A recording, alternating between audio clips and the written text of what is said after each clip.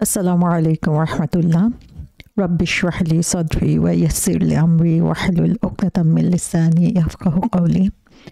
আল্লাহুম্মা সাল্লি ওয়া সাল্লিম আলা নাবিয়িনা মুহাম্মদ। আজকে আমরা ইমাম নববীর ৪০টা হাদিসের প্রথম হাদিস নিয়ে আলোচনা করব ইনশাআল্লাহ। এর আগে আমরা দেখেছি ইমাম নববী রাহমাতুল্লাহ আলাইহির জীবন, কত সিম্পল একটা জীবন, সাধারণ স্বাভাবিক একটা জীবন তিনি অতিবাহিত করেছেন দিনের জ্ঞান অর্জনের পেছনে, এবং নৈতিকতার চরম শীর্ষে তিনি অবস্থান করেছিলেন। তিনি যেই হাদিসগুলো রয়েছে এখানে ৪২টা হাদিস তিনি সংকলন করেছেন। এখানে প্রত্যেকটা হাদিস হচ্ছে আমাদের জন্য অত্যন্ত গুরুত্বপূর্ণ, এবং প্রথম যে হাদিসটা এখানে উল্লেখ করা হয়েছে সেই হাদিসটা আমরা দেখি নিয়তের গুরুত্বের উপরে বলা হয়েছে। যে হাদিসের প্রথম অংশটার সাথে আমরা অনেকেই পরিচিত, সেটা হচ্ছে ইন্নামাল আমালু বিন্নিয়াহ, যে আমাদের আমল হচ্ছে নিয়তের উপরে নির্ভরশীল। আমরা যদি ফুল হাদিসটার দিকে তাকাই তাহলে দেখব বুখারী এবং মুসলিম শরীফে বর্ণিত আছে, রাসূল সাল্লাল্লাহু আলাইহি সাল্লাম থেকে বর্ণনা করেছেন আমিরুল মুমিনিন আবু হাফস ওমর বিন আল খাত্তাব রাদিয়াল্লাহু আনহু। রাসূল সাল্লাল্লাহু আলাইহি সাল্লামের কাছ থেকে তিনি এভাবে এটা বর্ণনা করেছেন যে আমি রাসূল সাল্লাল্লাহু আলাইহি সাল্লামকে বলতে শুনেছি, নিয়ত অনুযায়ী হচ্ছে আমাদের কাজগুলো জাজ করা হবে। সো মানুষ যখন যা করে সেটা তার নিয়তের উপরে নির্ভর করে তার ফল পাবে। সেক্ষেত্রে কেউ যদি আল্লাহর জন্য মাইগ্রেট করে, হিজরত করে, তাহলে তার মাইগ্রেশন বা হিজরত হবে আল্লাহ এবং তার রাসূল সাল্লাল্লাহু আলাইহি ওয়াসাল্লামের জন্য। কিন্তু সে যদি দুনিয়াবি কোনো কিছু অর্জন করার জন্য করে তাহলে সে সেটাই পাবে।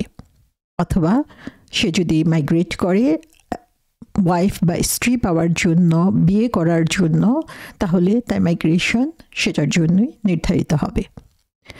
এটা হচ্ছে one of the most comprehensive হাদিস রাসূল সাল্লাল্লাহু আলাইহি সাল্লামের, যেটা হচ্ছে ইসলামের প্রত্যেকটা কাজকেই এখানে স্পর্শ করে যাচ্ছে। যে কোনো ভালো কাজ নির্ভর করছে হচ্ছে আল্লাহ সুবহানাহু ওয়া তাআলার উপর একান্তভাবে বিশ্বাস রেখে বা তার সন্তুষ্টির জন্য। আল্লাহ সুবহানাহু ওয়া তাআলা যেভাবে বলেছেন, যেভাবে তিনি তার কিতাবসমূহে উল্লেখ করেছেন, রাসূল সাল্লাল্লাহু আলাইহি সাল্লাম বা নবীদের মাধ্যমে তিনি যেভাবে বলে দিয়েছেন, সেইভাবে যখন আমরা সম্পন্ন করব তখনই সেটা আল্লাহ সুবহানাহু ওয়া তাআলার কাছে পছন্দনীয় বা গ্রহণযোগ্য হবে।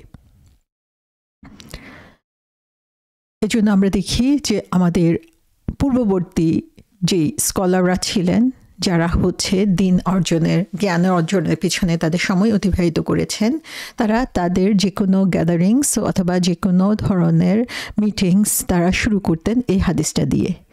এবং অনেক স্কলার রয়েছেন যারা হচ্ছে তাদের যে কোনো কাজ অথবা বই লেখার ক্ষেত্রে বা হাদিস কালেকশনের ক্ষেত্রে, প্রত্যেকটা ক্ষেত্রে আমরা দেখি যে তারা এই হাদিসটাকে সবার আগে উল্লেখ করেছেন, যাতে হচ্ছে আমরা এর গুরুত্ব বুঝতে পারি। আব্দুর রহমান ইবনে মাহদি বলেছেন যে এটা হচ্ছে প্রত্যেকের জন্য অবশ্যম্ভাবী, অবশ্য প্রয়োজনীয় একটা জিনিস, যে হচ্ছে কোনো একটা বই লিখতে চায় সে এই হাদিসটা দিয়ে শুরু করবে, যেন তার স্টুডেন্টরা, তার ছাত্রছাত্রীরা হচ্ছে সঠিক নিয়ত দিয়ে কাজটা শুরু করতে পারে। রাসূল সাল্লাল্লাহু আলাইহি ওয়াসাল্লাম এই হাদিসটা উল্লেখ করেছেন, যেখানে মূল নীতি হচ্ছে আমাদের প্রত্যেকটা কাজ আমাদের নিয়ত দিয়ে পরীক্ষিত, সেটা দিয়ে এটা জাজ হবে। এবং তারপরে তিনি 3টা এক্সাম্পল এখানে দিয়েছেন, এবং এটাই আমরা দেখি রাসূল সাল্লাল্লাহু আলাইহি ওয়াসাল্লামের জীবনে তিনি যেভাবে মানুষকে শিক্ষা দিয়েছেন, তার একটা সুন্নাহ বা গ্রহণযোগ্য নিয়ম, যেটা যে তিনি শুধু থিওরি বলেন নাই, তার সাথে সাথে আমাদের জন্য এক্সাম্পলও সেট করে দিয়েছেন। সো এই এক্সাম্পল দেখার মাধ্যমে থিওরিটাকে সঠিকভাবে, সহজভাবে অনুধাবন করা যেন তার উম্মতের জন্য সহজ হয়ে যায়। এখানে যে 3টা এক্সাম্পলের কথা রাসূল সাল্লাল্লাহু আলাইহি ওয়াসাল্লাম উল্লেখ করেছেন, তার মধ্যে একটা হচ্ছে গুড ইন্টেনশন বা সঠিক নিয়ত। সেই সঠিক নিয়তের একটা হচ্ছে যে মানুষ যখন আল্লাহ এবং তার রাসূল সাল্লাল্লাহু আলাইহি ওয়াসাল্লামের সন্তুষ্টির জন্য হিজরত করে, মাইগ্রেট করে। আর তিনি বলেছেন যে এই হিজরত বা মাইগ্রেশনই হতে পারে, আরও 2টা এক্সাম্পল তিনি দিয়েছেন, যেটা হচ্ছে ব্যাড ইন্টেনশন, সেটা হচ্ছে যে দুনিয়াবি কোনো কিছু লাভ করার জন্য অথবা বিবাহের জন্য। এখানে আমরা এই হাদিসটার মধ্যে দেখি যে এখানে সিনসিয়ারিটি অথবা ইখলাস অথবা শুধুমাত্র আল্লাহ সন্তুষ্টির জন্য কাজ করা, এই বিষয়টার উপরে গুরুত্ব দেওয়া হয়েছে। এবং আমরা জানি যে ইখলাস হচ্ছে একটা পূর্ব শর্ত আমাদের যে কোনো ভালো কাজকে গ্রহণযোগ্য করে তোলার জন্য, এবং তার আমাদের আমল বা কাজকে আল্লাহর কাছে গ্রহণযোগ্য করার আরেকটা শর্ত হচ্ছে সেটা অবশ্যই শরিয়ার নির্ধারিত নিয়ম অনুযায়ী হতে হবে, কোরআন এবং সুন্নাহর আলোকে হতে হবে। এবং এটাও আমরা দেখি পরবর্তী একটি হাদিসে বর্ণনা করা হয়েছে। এই হাদিসটি বর্ণনা করেছেন কে সেটা আমরা দেখেছি, এটা এসেছে আমিরুল মোমিনিন হযরত ওমর রাদিয়াল্লাহু আনহু থেকে। আমরা ওমর রাদিয়াল্লাহু আনহু সম্পর্কে কম বেশি সবাই জানি। তিনি রাসূল সাল্লাল্লাহু আলাইহি ইসলামের অত্যন্ত প্রিয় একজন সাহাবী ছিলেন।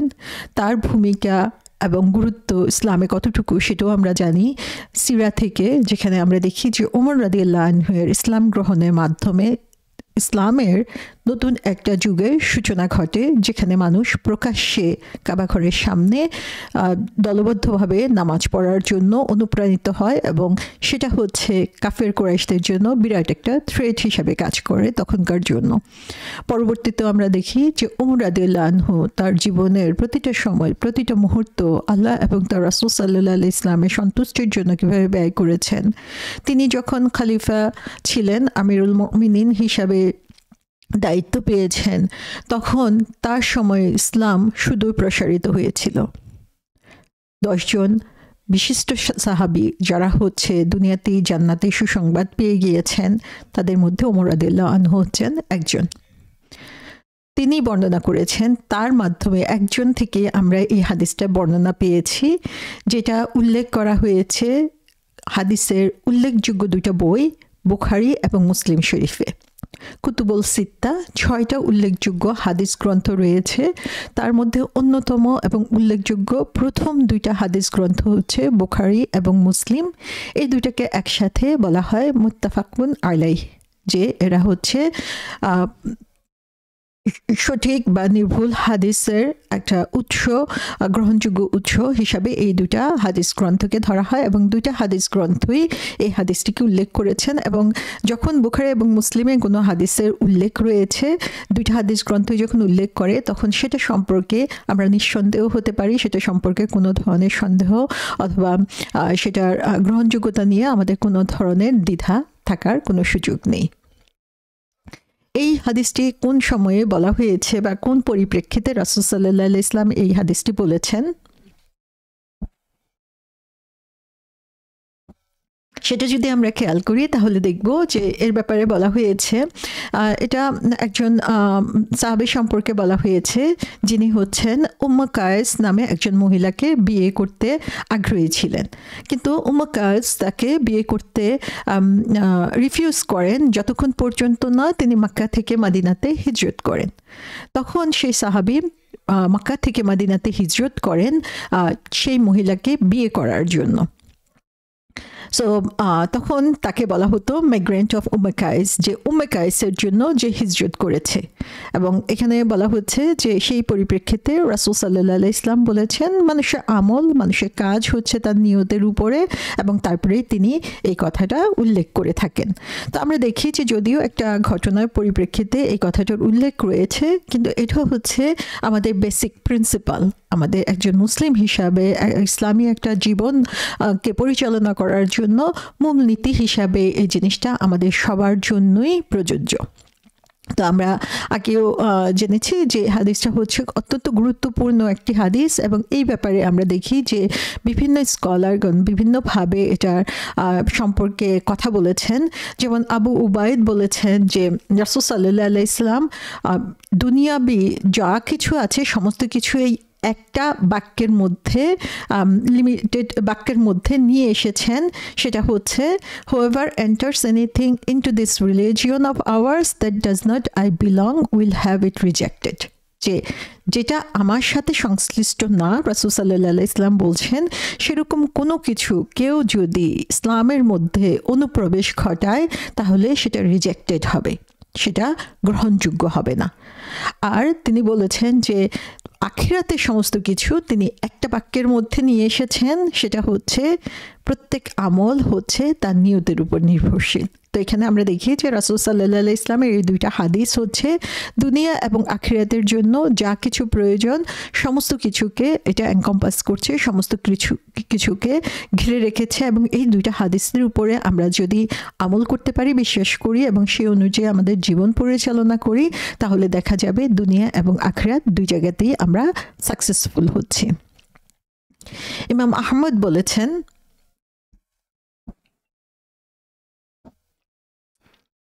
ইসলামের যে ভিত্তিপ্রস্তর, এই ভিত্তিপ্রস্তরটা হচ্ছে তিনটা হাদিসের উপরে প্রতিষ্ঠিত। একটা হচ্ছে নিয়তের উপরে আমাদের সমস্ত আমল নির্ভরশীল। সেকেন্ড যেটা, সেটা হচ্ছে যে আমাদের দিন রাসূল সাল্লাল্লাহু আলাইহি ইসলাম বলে নাই এমন কোনো কিছু বা করেন নাই এমন কোনো কিছু দিনের ব্যাপারে ইনক্লুড করে নিলে সেটা রিজেক্টেড হবে, সেটা গ্রহণযোগ্য হবে না। এবং থার্ড যেটা, সেটা হচ্ছে হালাল সুস্পষ্ট এবং হারামও সুস্পষ্ট। সো এই ব্যাপারে আমাদের কনফিউশনের আর কোনো কারণ নাই। তাহলে এখানে আমরা দেখি যে এই তিনটা হচ্ছে আমাদের বেসিক ফাউন্ডেশন। এই তিনটা হাদিস যদি আমরা বুঝতে পারি, ইসলামকে আমরা সঠিকভাবে বুঝতে পারবো। এবং এই তিনটা হাদিসই আমরা দেখব ইমাম আন-নববীর 40 হাদিস গ্রন্থে উল্লেখ করা হয়েছে। আবু দাউদ থেকে বর্ণনা করা হয়েছে, যেখানে বলা হচ্ছে যে ফিক অর্থাৎ ইসলামিক যেই নিয়ম নীতি সেগুলো হচ্ছে 5টা হাদিসকে কেন্দ্র করে আবর্তিত। একটা হচ্ছে নিয়তের উপরে আমল নির্ভরশীল, সেকেন্ড যেটা হচ্ছে দিন বা ইসলাম হচ্ছে সিনসিয়ার অ্যাডভাইস নাসিহা, থার্ড যেটা সেটা হচ্ছে হালাল সুস্পষ্ট হারামও সুস্পষ্ট, ফোর্থ যেটা সেটা হচ্ছে there is no harming or procreating of harm, যে ক্ষতি সাধন করার ব্যাপারে এখানে বলা হয়েছে। এবং ফিফথ যেটা হচ্ছে আমি যা তোমাদেরকে নিষেধ করি সেখান থেকে তোমরা দূরে সরে থাকো, এবং যেটা আমি তোমাদেরকে করতে বলি সেটা তোমরা যথাসম্ভব পরিপূর্ণ করো। তো এই 5টা হাদিসই আমরা 40 হাদিস গ্রন্থের মধ্যে ইনশাআল্লাহ জানতে পারবো, বুঝতে পারবো, এবং এর মাধ্যমে আমরা ইসলামিক ফিক সম্পর্কেও কিছুটা নলেজ অর্জন করতে পারবো, কারণ এটার উপরে এগুলোর উপরই হচ্ছে বেসিক ফাউন্ডেশনটা নির্ভরশীল। এখানে আরো বলা হয়েছে যে ইমাম আবু দাউদ বলেছেন যে এই হাদিসটা হচ্ছে ইসলামের অর্ধেক। সো এখানে আমরা দেখি যে ইসলামের পুরো ইসলামকে আমরা যদি বুঝতে চাই তাহলে এর অর্ধেকটাই বোঝা হয়ে যাবে যদি আমরা এই হাদিসটাকে বুঝতে পারি এবং উপলব্ধি করতে পারি। এবং এটা দিয়ে তিনি যেটা বুঝিয়েছেন সেটা হচ্ছে যে ইসলামে যা কিছু রয়েছে সমস্ত কিছুই হচ্ছে সুস্পষ্ট। এবং ইসলামের যে আমলের কথা বলা হয়েছে সমস্ত কিছুই হচ্ছে সুস্পষ্ট, যে কোনটা আল্লাহ পছন্দনীয় কোনটা অপছন্দনীয়, এবং যেটাই আমাদের সুস্পষ্ট অস্পষ্ট যাই হোক না কেন, প্রত্যেকটা জিনিস প্রত্যেকটা কাজের পিছনে যে জিনিসটা হচ্ছে সবচেয়ে বেশি গুরুত্বপূর্ণ সেটা হচ্ছে ইন্টেনশন। সো আমরা আমাদের জীবনটাকে অর্ধেক পরিপূর্ণ করে নিতে পারবো যদি আমরা সঠিক নিয়তে কাজগুলো করে নিই। আহমদ এবং আল শাফি রহমতুল্লাহ আলাইহি থেকে বর্ণনা করা হয়েছে, এটা হচ্ছে জ্ঞানের 1/3 1/3। আবার আল বাইহাকি থেকে বলা হয়েছে যে এটা 1/3 কেন সেটা তিনি ব্যাখ্যা করেছেন এভাবে যে মানুষ হচ্ছে যা কিছু অর্জন করে সেটা করে তার অন্তর দিয়ে, হার্ট দিয়ে, তার জিহ্বা দিয়ে এবং তার বডি দিয়ে, এবং ইন্টেনশন কি করে এই 3টা কম্পোনেন্টসকেই হচ্ছে ইনভলভ করে। তো সে কারণেই তারা এভাবে জিনিসটাকে উল্লেখ করেছেন। শাফি রহমতুল্লাহ আলাইহি বলেছেন যে এটা হচ্ছে হাফ অফ দ্য নলেজ, যে এটা জ্ঞানের অর্ধেক। কারণ হচ্ছে আমাদের রিলিজিয়নের মধ্যে, ধর্মের মধ্যে কিছু জিনিস আছে এক্সটার্নাল এবং কিছু জিনিস হচ্ছে ইন্টারনাল। আমরা যে আমলগুলো করি সেগুলো হচ্ছে এক্সটার্নাল, বাহ্যিক, বাইরে থেকে সেটা দেখা যায়। আর ইন্টেনশন হচ্ছে এটার ইন্টারনাল এসপেক্ট, যে এটা আমরা ভিতরে আমাদের অন্তর্নিহিত যে আমি কোন নিয়তে এটা করছি। সে কারণে বলা হচ্ছে যে প্রত্যেকটা আমাদের জ্ঞানের বা দিনের যে জ্ঞান, সেই জ্ঞানের হাফই হচ্ছে ইন্টেনশন বা নিয়ত। আর শাফি বলেছেন যে এই হাদিসটার মাধ্যমে ফিকের 70 টপিকস কভার করা যায়, অ্যাপ্লাই করা যায় 70টা টপিক্সের উপরে, যে এর মাধ্যমে আসলে অনেক ধরনের রুলস এবং রেগুলেশন বের করে আনা সম্ভব। তো সুবহানাল্লাহ, আমরা দেখছি যে এই হাদিসটা হচ্ছে অত্যন্ত গুরুত্বপূর্ণ একজন মুসলিম হিসাবে, একজন ইমানদার হিসাবে, এবং এই হাদিসটা সঠিকভাবে বোঝা এবং জানা এবং তার মাধ্যমে আমলে পরিণত করার মাধ্যমে আমরা আমাদের দিনকে পরিপূর্ণ করতে পারি। তো এইখানে আমি পুরো হাদিসটার যে অ্যারাবিক, যেটা রাসূল সাল্লাল্লাহু আলাইহি ওয়াসাল্লাম থেকে সরাসরি যা এসেছে সেটা আমি এখানে উল্লেখ করলাম। আমরা এখান থেকে একটু করে জিনিসটা বোঝার জন্য চেষ্টা করব ইনশাআল্লাহ।